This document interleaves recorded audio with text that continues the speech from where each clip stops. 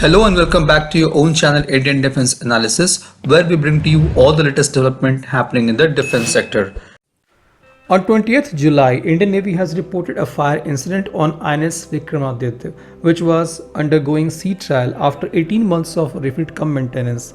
The fire was brought under control by ship's crew using onboard system and no casualties have been reported.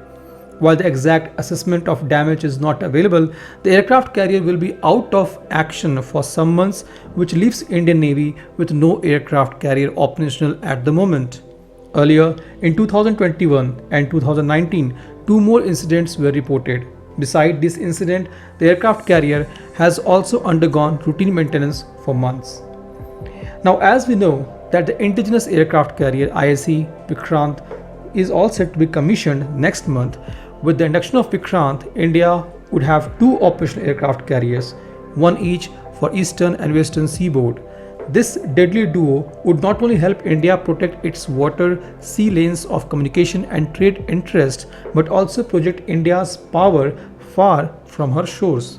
However, aircraft carriers have to also undergo scheduled maintenance, and Vikramaditya, being a much older warship, has to quite frequently undergo maintenance, leaving India with only 1.5 aircraft carrier. So the discussion has heated up again regarding a third or second indigenous aircraft carrier for Indian Navy.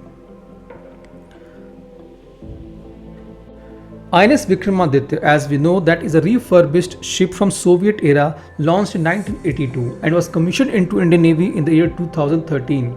The life of the hull of the ship from 1982, the day of commissioning, to the present day is approximately 40 years. The aircraft carrier has a typical age of maximum 50 years, which Vikramaditya will reach in 2032. As the ship ages out, its maintenance becomes more frequent and costly.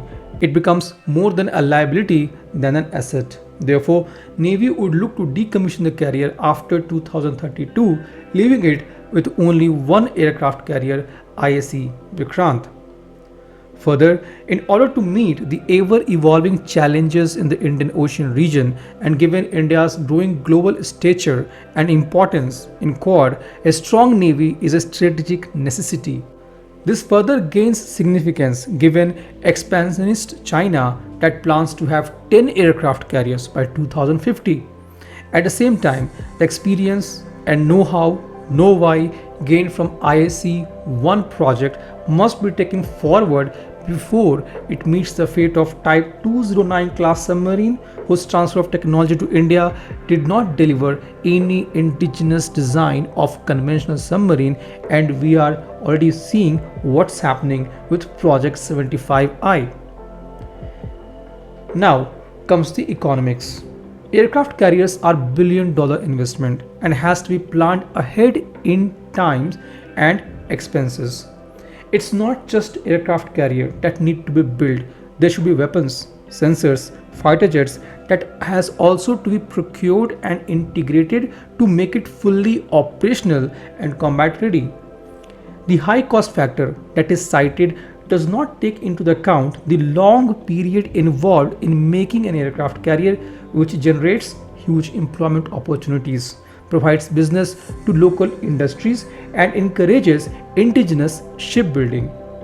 There is no denying that aircraft carriers are expensive assets, but only when one considers their initial cost of acquisition.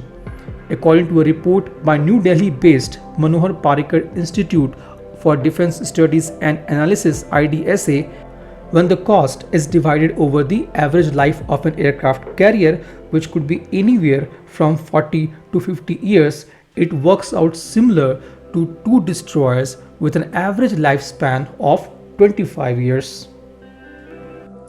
This was today's update. Please let us know what is your views about these in comment section. Feel free to post your comments and suggestions about any topic related to defense sector on which you want to hear from us. With this, I would like to say goodbye and Jai Hind, friends. Please like and subscribe our video if you have not done already. We will be soon back with more interesting and amazing development happening in defense sector.